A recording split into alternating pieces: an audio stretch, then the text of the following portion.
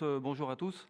Le titre de ma présentation s'intitule, et ça a été trouvé par le comité d'organisation que je remercie très sincèrement d'avoir été inspiré d'aller explorer cette actualité et ce monde en crise qui s'est développé maintenant depuis plusieurs années. Donc je vais me consacrer, moi, au changement d'intensité de type de conflit qui était jusqu'à présent quelque chose d'assez lointain et qui s'est rapproché depuis le 24 février de l'Europe pour se trouver au cœur de notre continent. Alors depuis 20-30 ans, le service de santé des armées est engagé dans les opérations extérieures accompagnant les armées dans des conflits dits asymétriques et d'une intensité basse. Il faut savoir que l'armée française est une armée complète, très cohérente, d'un format jusqu'à présent plutôt de niveau expéditionnaire, qui a un peu, mais moyennement de tout, et qui peut aller vers tout type de théâtre. Le service de santé accompagne cette armée qui est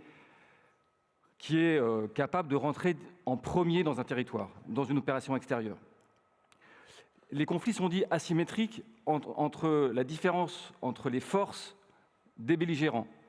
Les belligérants, comme vous le voyez sur ma diapositive, on a surtout eu affaire à des guerres de contre-insurrection, à du terrorisme armé, comme en Afghanistan ou au Mali, ou à des opérations de maintien de la paix, notamment en Afrique. Et donc, comme c'est montré sur ces photographies, les forces, les moyens militaires sont assez faibles. On voit des moyens d'infanterie légère, des kalachnikovs avec comme moyen de déplacement une moto au Mali, et puis les moyens d'attaque sont plutôt celui d'une embuscade ou d'attaque très ponctuelle, mais l'intensité ne va pas durer, liée à la faiblesse des moyens militaires des adversaires. Et donc, par contre, nous, l'armée française, nous avons des hélicoptères, une aviation, de la cavalerie, de l'infanterie, du génie. Et donc, là, on voit qu'on est dans une asymétrie. Pour autant, ça n'enlève pas le fait que nos soldats prennent des risques, qu'on a payé le sang versé pendant ces années, sur 18 ans d'opération, les 9 ans d'Afghanistan et les 9 années de Mali, 147 morts. Donc, j'y reviendrai tout à l'heure, mais c'est pour donner un premier chiffre, pour vous donner en parallèle ce que va apporter la haute intensité. La chaîne d'évacuation, elle est complète et autonome, c'est-à-dire que autonome, j'insiste sur ce terme, c'est qu'on est capable d'accompagner en tout temps, en tout lieu et en toutes circonstances les armées quand elles vont décider d'aller quelque part. C'est ce qu'on a fait en 2013 à Serval, où les gens, à l'heure où je vous parle, il y a des équipes chirurgicales, des anesthésistes réanimateurs, mais aussi des médecins des forces qui sont d'alerte et qui sont capables de partir sur un très court préavis en quelques heures. Et donc, lorsqu'un blessé survient, lorsqu'une attaque va survenir, eh bien, on a déployé une chaîne qui consiste à d'abord du sauvetage au combat. Le combattant lui-même a sur lui des dispositifs qui lui permettent notamment d'arrêter des hémorragies. Et vous savez qu'aujourd'hui, il est très important en traumatologie de faire des gestes précocement pour éviter les morts évitables. Et puis, dans cette chaîne complète, il va être pris en charge successivement par des auxiliaires sanitaires, des infirmiers et des médecins. Il va ensuite, sur le théâtre, être évacué, se blesser, vers une structure chirurgicale qu'on appelle un rôle 2, où il va être stabilisé, réanimé, puis évacué pour les blessés les plus graves de façon stratégique, en Falcon, vers des hôpitaux dits de rôle 4, en métropole. Et tout cela, c'est en moyenne en moins de 24 heures. On voit ici 3 photos qui représentent cette scène. Ce qui était important de comprendre dans ces conflits asymétriques, c'est que l'ennemi va être rapidement neutralisé, que ce soit l'IED, la bombe a explosé, il n'y a plus d'attaque, ou l'embuscade va rapidement céder à cause des moyens beaucoup plus forts que nous avons. Et dès lors, dans la manœuvre tactique, le blessé devient réellement la priorité. Nous avons un médecin qui est dans le PC tactique, qui va donner, notamment avec la composante aéroterrestre, une priorisation pour que les blessés soient pris en charge. Et donc, vous voyez sur la photo de gauche une blessure qui vient d'arriver. Donc, l'intensité du combat a cédé. Le blessé a été pris en charge dans un avion, un CASA. Vous voyez qu'il y a 2 blessés. De la transfusion est en cours. Il y a 2-3 heures de vol. Et il va rejoindre une antenne de réanimation et de chirurgie de sauvetage où il va être opéré, stabilisé, avec des techniques de type damage control, puis être rapatrié vers la France. Cette chaîne d'évacuation, elle est facilitée, très clairement, liée à cette asymétrie. Et elle nous permet, comme vous voyez sur les élongations, deux boucles en hélicoptère, puis une boucle assez longue de 400 km, ce qui représente 2-3 heures de vol. Elle est facilitée par la liberté logistique. On ne manque de pas grand-chose, voire de rien, quand on est d'opération, parce que les flux de communication et les flux logistiques arrivent. Nous avons une liberté de manœuvre tactique liée à cette asymétrie, comme je vous ai dit, parce qu'on ne risque plus rien. La liberté de l'espace aérien, eh bien, elle nous permet d'évacuer le mieux possible et le plus rapidement possible nos blessés.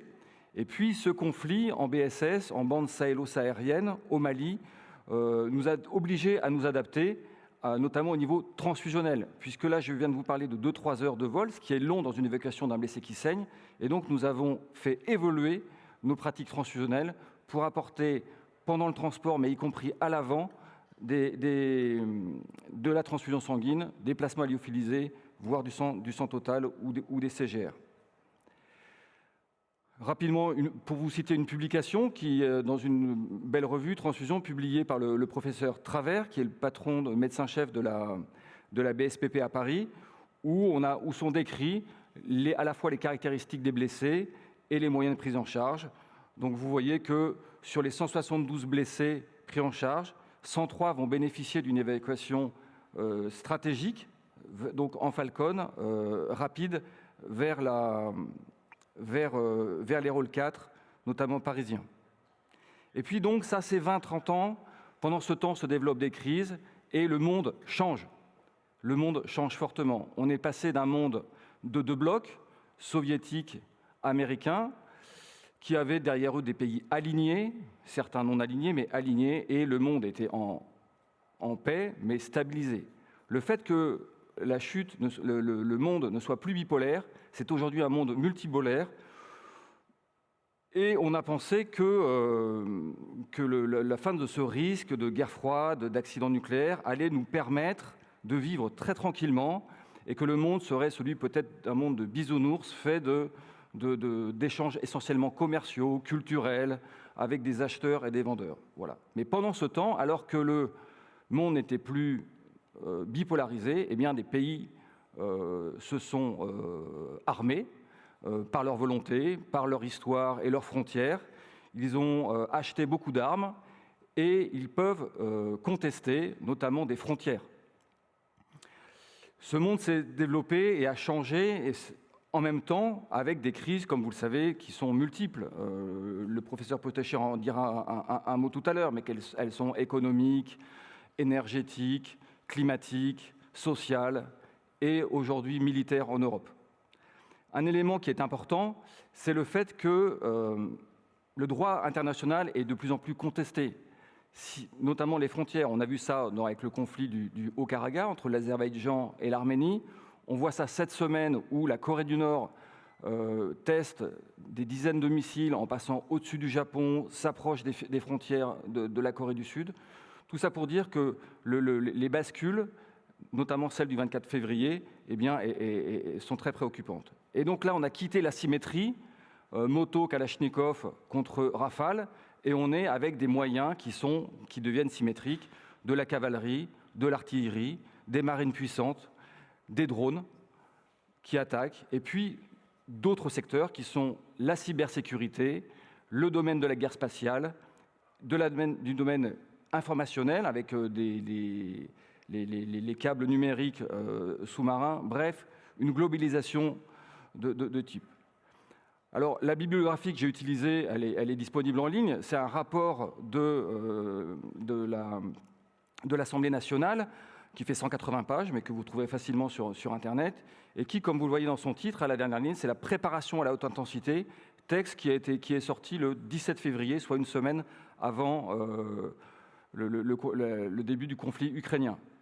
Parce que les armées ont vu, surtout depuis 2012 puis 2017, le monde changer, se sont préparés au risque de conflit à haute intensité. De cette symétrie des armes, eh bien, c'est ça la haute intensité. C'est-à-dire qu'on n'est plus, comme je vous l'ai dit, dans des grandes asymétries, mais on voit tout de suite qu'on change de dimension. Voilà. Conflit du Haut-Karabagh, en 44 jours, plus de 4000 morts militaires, sans parler des morts civiles. L'Ukraine, avec son artillerie, ses combats de chars, ses lance-roquettes, ses drones, achetés aux Turcs, qui pilonnent les soldats, eh bien c'est en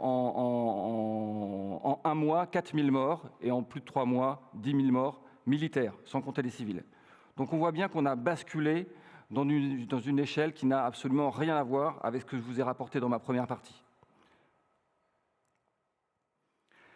La haute intensité, nous, militaires et services de santé, on l'a décrit, on l'a un peu modélisé au sens de 100 blessés par jour. Et on voit bien que la chaîne de santé va être perturbée parce que autant au Mali, nous avions la liberté totale aérienne, là, comme en Ukraine, en cas de haute intensité, la liberté aérienne d'évacuer ces blessés n'existe plus. Les troupes bougent, donc les antennes chirurgicales doivent bouger. Nous avons aujourd'hui une antenne qui se monte et se démonte en 3 heures, mais sans doute faut-il faire encore différemment. Et puis une consommation de ressources, notamment sanguines, mais aussi médicamenteuses et de tous les dispositifs santé, où il faudra suivre la manœuvre logistique. Donc on voit bien tout à l'heure que je vous ai montré que des blessés qui étaient pris tout de suite avec un temps d'évacuation et en moins de 24 heures dans des hôpitaux. Dans le combat en haute intensité, il y aura probablement beaucoup plus de blessés et plus longtemps sur le théâtre. Alors d'abord, nous avons accumulé pour s'adapter une expérience et on a déjà fait évoluer nos process au cours de ces années, notamment depuis l'Afghanistan. Le sauvetage au combat a évolué, il y a une réactivité de la chaîne santé qui est bien plus importante, la transfusion à l'avant a beaucoup évolué, avec aujourd'hui du sang total haut déleucocyté en poche, ce que vous n'avez pas dans vos hôpitaux, mais le CTSA nous le produit et nous l'emmenons en opération. La chirurgie de guerre s'est adaptée également, et puis la réactivité logistique, je vous en ai parlé. Il faudra aussi s'adapter, c'est-à-dire que le sauvetage au combat, comme on a vu que je vous ai dit qu'on allait rester plus longtemps sur le théâtre, eh bien, il faut multiplier sans doute les opérateurs de sauvetage, notamment pour être efficace sur les hémorragies, ce qui est facilement sauvable, avec notamment l'Ukraine nous montre qu'il y a énormément de blessés de membres, notamment parce que finalement les blessés du tronc et de la tête décèdent, donc il y a vraiment un billet de survie, donc beaucoup de blessés des membres. Mobilité des unités médicales pour suivre la manœuvre, car les forces armées vont bouger. Capacité chirurgicale et de réanimation en roulant. Si on doit évacuer nos blessés, que ça prend plusieurs heures, on aura sans doute à mettre sur des roues, voire dans des trains, des blocs opératoires ou des systèmes de réanimation. Pour réussir, autre adaptation importante, ce sont les forces morales, qui sont essentielles et qui déterminent la volonté des combattants et qui doivent prendre en compte le risque vital qui est démultiplié, qu'ont déjà les militaires, y compris dans les combats asymétriques dits de faible intensité. D'aller au Mali, d'aller en Afghanistan, c'est s'exposer à des blessures, voire à la mort. Dans le combat à haute intensité, c'est encore plus s'exposer aux blessures et aux décès. Et c'est vrai que ce rapport à la mort, au sacrifice, à la patrie, peut résonner différemment d'une nation à l'autre. Dans les pays occidentalisés, où on a pensé que le monde était devenu tranquille, fait d'échanges commerciaux, peut-être, sans doute, a-t-on diminué nos rapports à l'histoire, aux grands combattants, et que c'était quelque chose peut-être d'has-been. On voit que depuis le 24 février, encore une fois, c'est en Europe que ça se passe, qu'on pourrait y être exposé, et donc il y a ce premier élément. D'un élément un peu intellectuel, mais qui touche tout de suite aux tripes quand même, je vais passer sur une disposition beaucoup plus pratique, qui est celle de l'hyperconnexion que nous avons. Apprendre à se déconnecter, c'est sans doute utile. On le vit en opération, quand, pour des raisons ou une autre, Internet ne fonctionne plus, eh bien, on voit des adaptations interindividuelles qui peuvent être frappantes.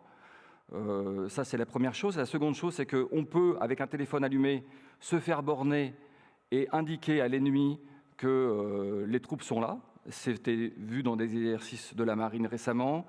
Ça a été vécu par des pilotes hollandais récemment, où les ennemis sachaient, en utilisant les téléphones des familles, sachaient trouver où étaient les pilotes. Donc il y a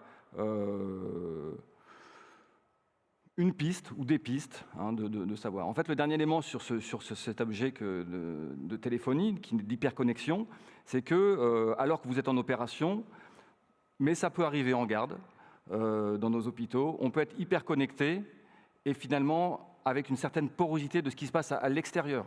Quand vous êtes au milieu du désert au Mali et que vous êtes hyper connecté avec votre copine, votre copain, votre épouse, vos enfants parce que la machine à laver ne marche pas, qu'il y a un problème avec la banque et que vous allez partir en convoi avec un risque, vous pouvez risquer de sortir de votre mission, en fait. Voilà, une charge mentale qui va vous sortir ou parasiter, en tout cas, de la mission. Être conscient du risque de manipulation de l'info, ça c'est important. Nous sommes forts. Aujourd'hui, on a plutôt tendance à donner, notamment à travers les réseaux sociaux, à l'information. On peut donner une image, j'allais dire, d'un système de santé, par exemple, qui est faible, qui est aux abois, qui ne va pas du tout. C'est l'actualité du jour. Ça, l'ennemi s'en sert. Comment, soldats, vous allez pouvoir être bien soignés si vous avez des hôpitaux aussi faibles? Voilà donc des choses qui sont importantes à avoir à l'esprit pour sans doute s'éduquer et s'adapter à ce qui vient d'arriver. Et puis enfin, un dernier point, ça qui est pour nous quelque chose de tous les jours, et c'est vrai que l'anesthésie-réanimation l'a vécu à travers les différentes vagues Covid, comme ça a été évoqué ce matin, c'est qu'on a des éléments de solidarité et de volonté qui participent fortement au succès des missions. On l'a vu avec les réanimations éphémères, la multiplication des lignes de garde, tout cet aspect, donc gestion de la fatigue, voilà, tous des aspects qui sont peut-être un ressort individuel, mais à mon sens plutôt collectif. Et ce que je vous dis là en force morale ne prétend pas du tout contrecarrer ce qui a été dit dans la dernière intervention. Ce matin, on a vu une intervention sur le programme M, où on vous expliquait qu'effectivement, on fait un métier stressant, psychologiquement difficile, fatigant, usant, et qu'on doit écouter ses propres repères. Il vous a été dit que celui qui allait bien devait aller s'enquérir de celui qui paraît fatigué, n'a pas le moral, voilà. Effectivement, c'est très important. En complément, je rajouterais que celui qui va bien, parce que heureusement, tout le monde ne va pas bien ensemble, si je puis dire, celui qui va bien peut aller aussi aider celui qui ne va pas bien. Lui proposer de reprendre ses gardes, voir s'il peut l'aider dans des aspects logistiques. Et donc, il y a, dans une spécialité qui va être de plus en plus exposée à toutes ces crises successives, nous avons bien sûr une lecture individuelle, comme ça a été dit un petit peu ce matin, mais aussi à travailler le collectif et l'entraide. En conclusion, vous l'avez compris bien avant ma présentation, que nous avons changé d'époque. Nous n'avons pas tout à fait réalisé sans doute que nous risquions de changer d'échelle, notamment pour ce qui est des conflits à haute intensité, beaucoup de blessés, beaucoup de morts, et une nécessité de s'adapter en termes de stratégie, mais aussi d'action, de dispositifs, et de se préparer, y compris par la volonté, les forces morales et l'entraide. Et puis en conclusion, je voulais citer une phrase donnée dans le rapport que j'ai évoqué là, de l'Assemblée nationale, qui est celui de Stéphane Bouillon, qui est un préfet, qui est donc un civil, et qui nous dit qu'un conflit, ce n'est pas que l'affaire de l'État, donc encore moins que l'affaire des militaires, mais bien l'affaire de tout un peuple. Voilà. Je vous remercie pour votre attention.